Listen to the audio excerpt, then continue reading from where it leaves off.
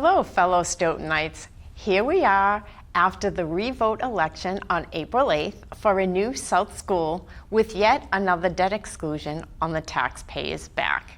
This is in addition to the high school and fire station, leaving taxpayers with now 3 debt exclusions to pay, in addition to the 2.5% property taxes and CPC taxes you have been paying and compounding each and every year. And this show, we will explore censorship, the presenting of incomplete information, and fear tactics used on the voting public. In addition, I hope to inform you on why the debt exclusion is unconscionable given the amount of revenue being generated commercially and residentially. In the June 2024 election, I and others was fully able to make public arguments as to why we felt the debt exclusion should not be passed on the Stoughton News Facebook page. However, after the June 11th win, many started to file complaints about our postings. In fear of being shut down, the moderator banned me and others from the site for the April election. This censorship and fear harms the public's ability to get well-rounded arguments from both sides of an issue. It robs the public of their ability to hear, digest, and consider all sides of an argument and come to their own conclusions. Censorship and rubber stamping of our government's positions without questions deprives our citizens of their hard-earned income. I believe the 9 months of campaigning by the school committee, the non-transparent working group, the town manager, the chairman of the select board, among others, along with the censorship of myself and others, had a distinct impact on the passing of this wholly unnecessary debt exclusion. Why do I say wholly unnecessary? It is unconscionable because, as you will see, both the current select board chair and town manager, among others, have indicated the excellent financial condition of Stoughton. It is only logical that all this newfound money should be working for you, the taxpayer, by preventing the need for a debt exclusion. You do not deserve to be hoodwinked with scare tactics used to push for more taxation. Some examples are as follows. On our financial condition and newfound money, the following Facebook post reflects our current select board chair's Stephen Cavey publicly posting how strong Stoughton's financial condition. So the first poster posted, if you think the price tag for a new school is too high, read the price tag for no new school. So I'm going to show that in a few minutes after I finish this post, and we'll show you the letter that she's referring to. Okay? Then, so Stephen Cavey responds, he is the chair of the select board.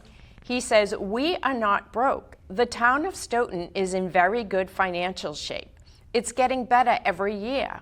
One of the things that helped turn it around for us, unsurprisingly, was the investment by our community in a new high school.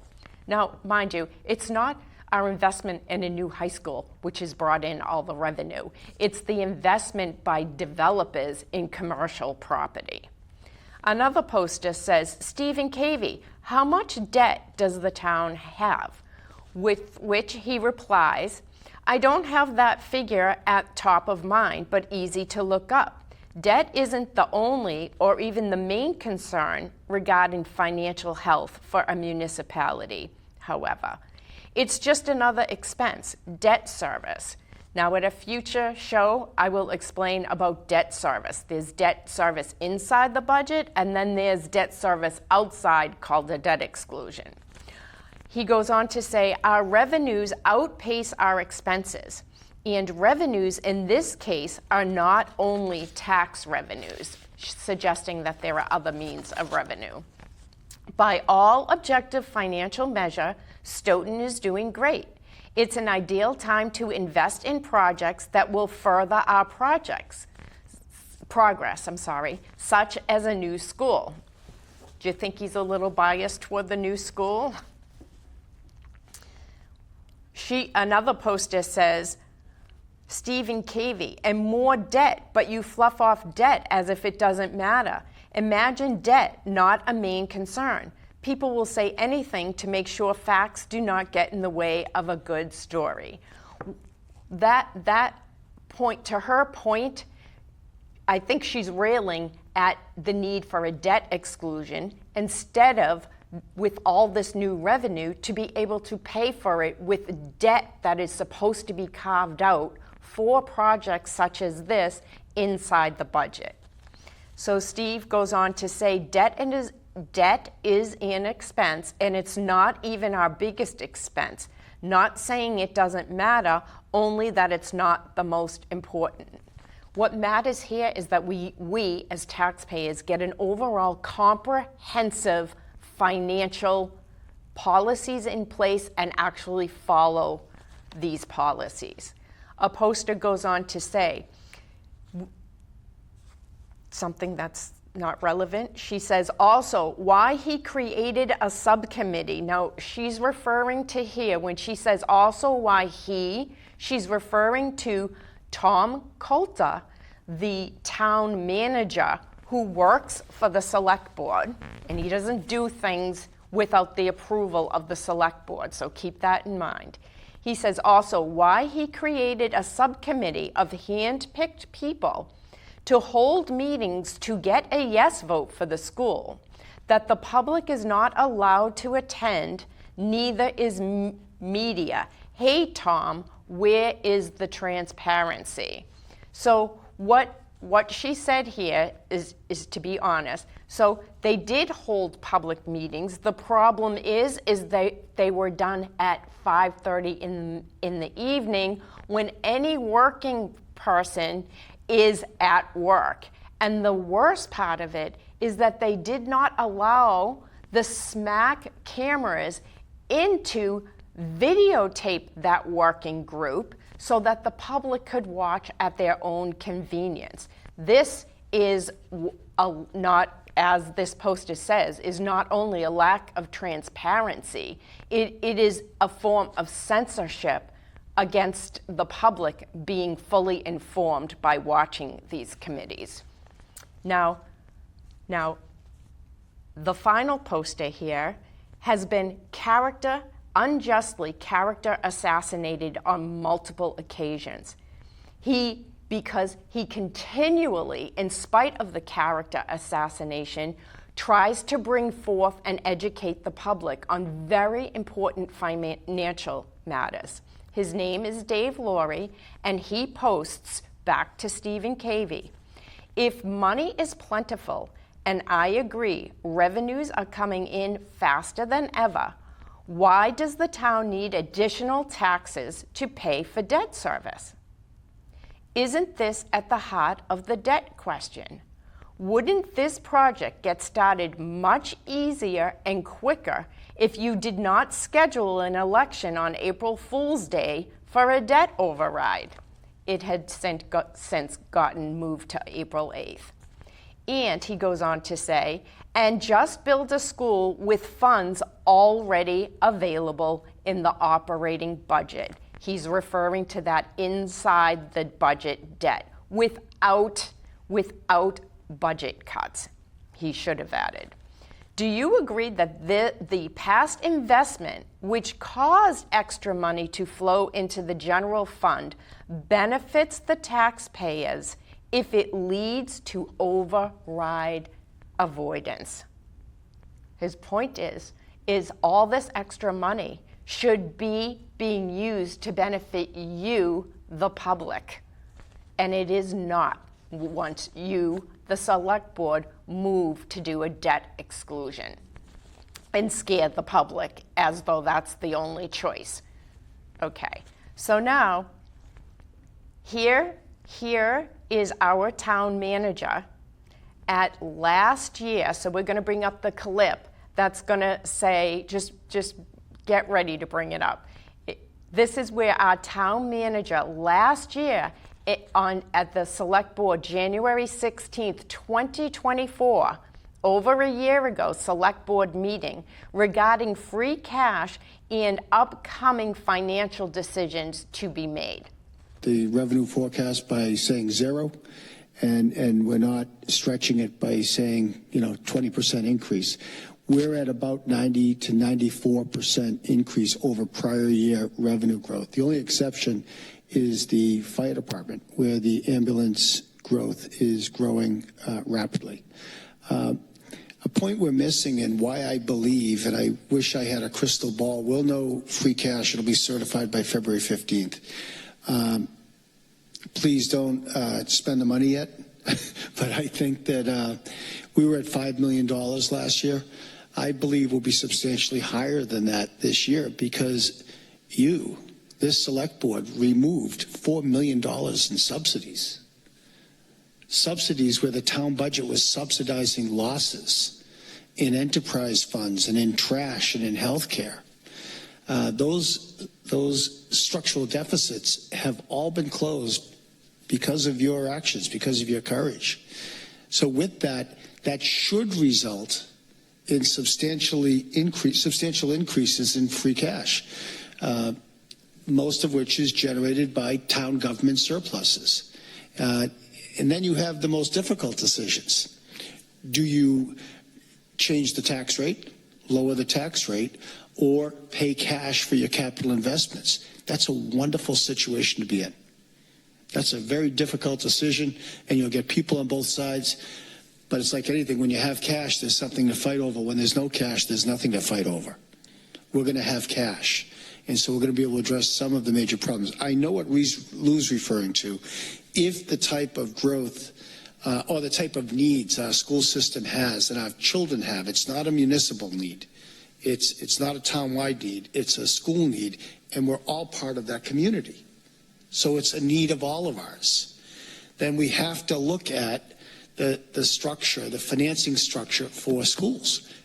2.5% increase every year above the levy may not get us there if we're going to remain a top-tier school. And so those are the policy discussions the school and the town are going to have and its residents in the future. But even if our free cash goes up to 8 million dollars, it means we're going to be able to, with high interest rates, pay cash for some of the smaller capital investments. It doesn't change the structural problems that Lou's referring to. And I acknowledge that. But for where we are now compared to this time last year, man, we're in good shape. Yes, but we have a lot of work to do. There's a lot there, but I'm going to try to stay focused here. Okay, so as far back as January 2024, Mr. Coulter says, man, we are in good shape. He knew and told the select board our free cash may be as high as $8 million. Well, the certified free cash far exceeded the $8 million and was certified at $12.7 million in February of this year, 2025. Turns out we had all this cash all along. This goes to my ongoing point. We, the taxpayers, need to be asking for and given complete information to make prudent, well thought out financial decisions. The free cash coupled with the new growth and year-over-year revenue from new construction, both commercial, logistics park and more, and residential projects being added to the tax base is projected to be at well over $5 million this year alone, is more than enough to have prevented a debt exclusion for the taxpayers. But I and others have been thwarted time and again from getting this basic information out to you, the taxpayer. We need to work together to overcome this censorship and character assassination. 2, now on for the scare tactics that are being used. Keep in mind the prior point of how well off financially is Stoughton. Here is the letter the superintendent sent addressed to the unbalanced, non-transparent South School Working Group, the School Building Committee, the Select Board, the School Committee, the Finance Committee, and Town Manager. In summary, this letter is using a scare tactic talking point about the, in quotes, order of magnitude on the cost of modular classrooms for moving the South School students among all the other elementary schools. It ignores, as did the unbalanced and non-transparent working group, any specific analysis or schematics of a lower cost new school on the existing property with maybe one set of modular at the newly proposed location to temporarily house the South School students. Instead, this letter proposes as the only result of a no vote would be the absurd town-wide modular choice. Please, we gave $1 million for a feasibility study and were not presented with reasonably priced choices, but instead led through a 9-month campaign of scare tactics down a path to overspend and create a wholly unnecessary debt exclusion. Here are some examples. These are some scare tactic videos. That if modulars have to be put in next to our elementary schools, and I'll use the DAW as an example. The blacktop is gone, and maybe even part of the playground, and that's the case for all the elementary schools, basically, where those modulars would go. So that's what happens with a no vote. It's not just throw the kids into those schools. Where the modulars go, those kids lose. They lose. It's a Band-Aid solution that is far from ideal. You know, the other thing too, I think is important, just for facts and information, there's a push now on the yellow sheet that's gone out, the no vote, around building neighborhood schools. And that's great, but they're not telling you a factual piece of information. Long term, it's going to cost you hundreds of millions of dollars to build those schools. You're going to build one for 30 million? No way. No way. That's just a factual misinformation. You're not going to be able to build a building for $30 million. But you are going to have to build a building for let's say 215 kids, 300 kids. Let's just make it 300 for the sake of argument at the South School. And then right behind it is more elementary schools to build. And in between there, and do a Donald Middle School. This particular clip, I just can't. I'm showing you the next 4 clips, this one and 4 others. They're very brief, but I'm trying to show the public where we as public need to start discerning when things don't add up or when we're being led down a path and maybe we're not giving complete information. So in this case, whenever you hear the speaker, her name was Pat, speak about, say, maybes, probably not in the best interest, or they lose, why is it even being proposed if children would lose? We got to find solutions where they won't lose. Okay, that's one. And in that same clip, our superintendent, Dr. Beata, goes on to say, okay, and the man has always been kind to me and has not character assassinated me, but I do still need to speak to what he said. We have been told over and over again that if we build the Taj Mahal that just passed, we are not going to need to build all new schools. But if we built a new school that was less expensive, we're going to have to spend millions of dollars. Like somebody has to call him out for it doesn't even pass the smell test, the statements he was making. No one who was running the Stoughton No More Tax Hikes campaign ever said that a new school, single school, would cost only $30 million. It would just cost substantially less than the Taj Mahal. I mean, but you got to realize they're talking to the Council of Aging, okay? And these are just, they indicated that the Stoughton No More Tax Hikes campaign was putting out false information. That last statement was utterly false. Okay, now we're going to do the next clip, which is only 38 seconds. About the Mass School Building Authority. We're very pleased and grateful that they have set aside our money. As Dr. Baeta said, it's just about unprecedented. But if we vote no, there is a possibility that in the future, the MSBA powers that be might say, okay, Stoughton is submitting another statement of interest. They said no twice.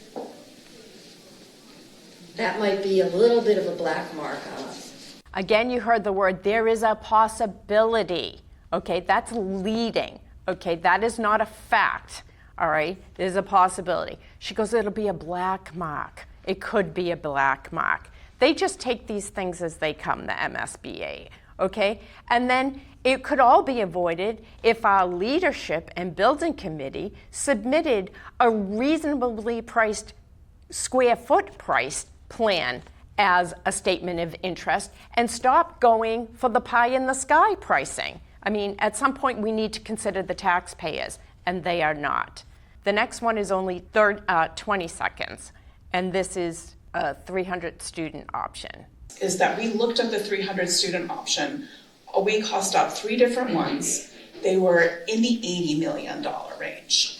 So there's that we would have to build that school. But the Wilkins, in order to keep it as an elementary school, needs significant renovation. We priced that out. That's $50 million. Sometimes I just can't, okay? They priced out 3 schools, single schools. We never saw one schematic. Again, we gave them $1 million feasibility study. And the range that they looked at is at $80 million. That doesn't even pass the smell test.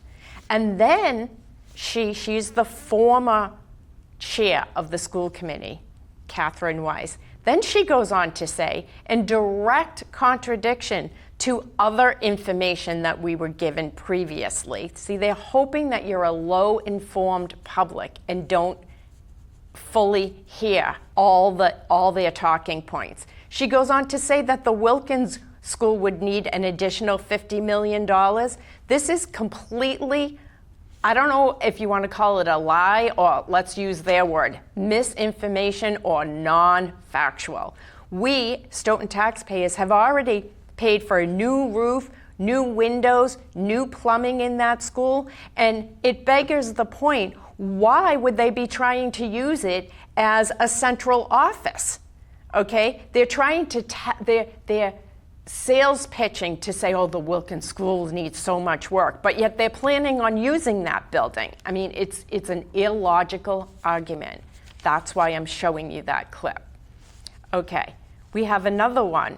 Boilers, the only thing we're missing at the Wilkins is electrification. And we're looking to do that for approximately $1.3 million. And we're actually also seeking grants on that. So hopefully it costs even less. Again, it wouldn't be a debt exclusion for that type of money.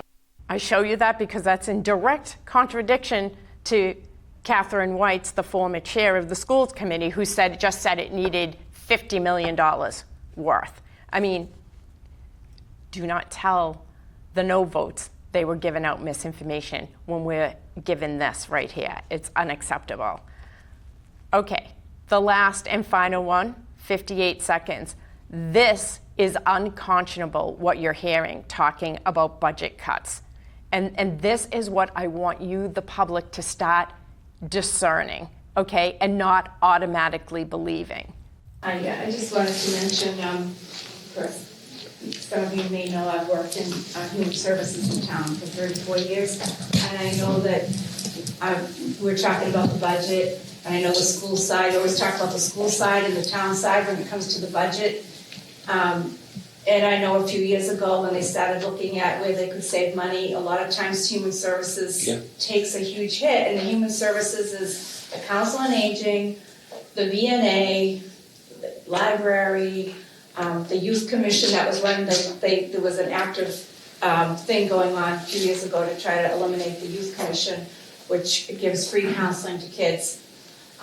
So my concern is I just really am concerned about that budget taking a hit obviously for the school kids, but also human services often affects the older population. So her concern is about the budget taking a hit, okay? trying to pull on the heartstrings of people listening to that when that is wholly not even necessary. I mean, I've been at a restaurant hearing a yes voter tell another Stoughton resident how all these budget cuts are going to be necessary.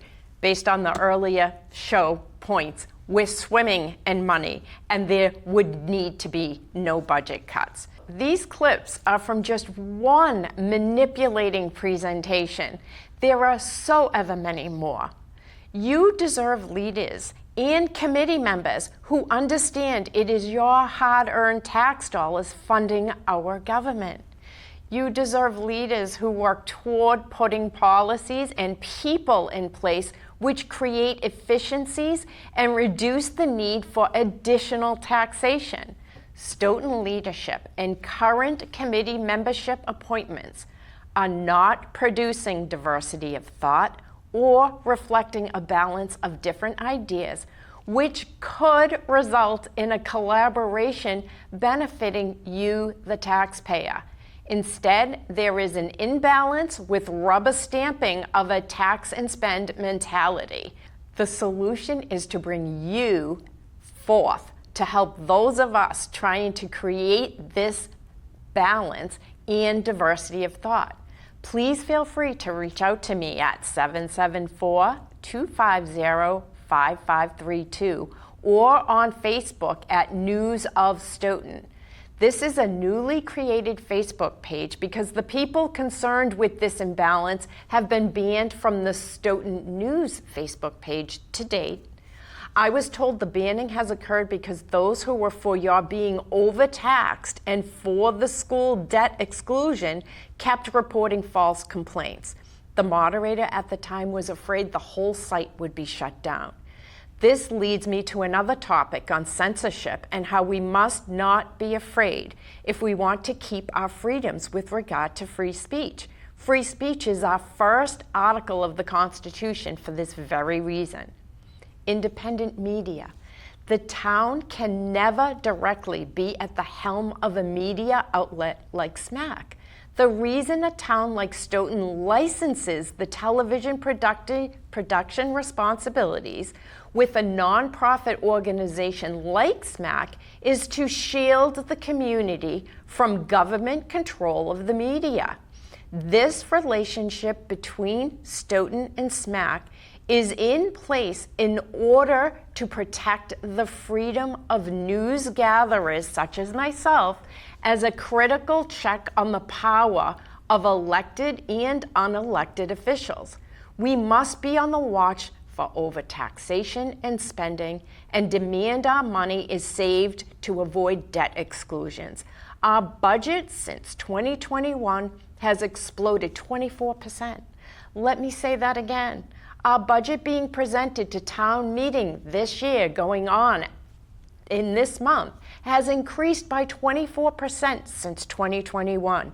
Has your household increased by 24%?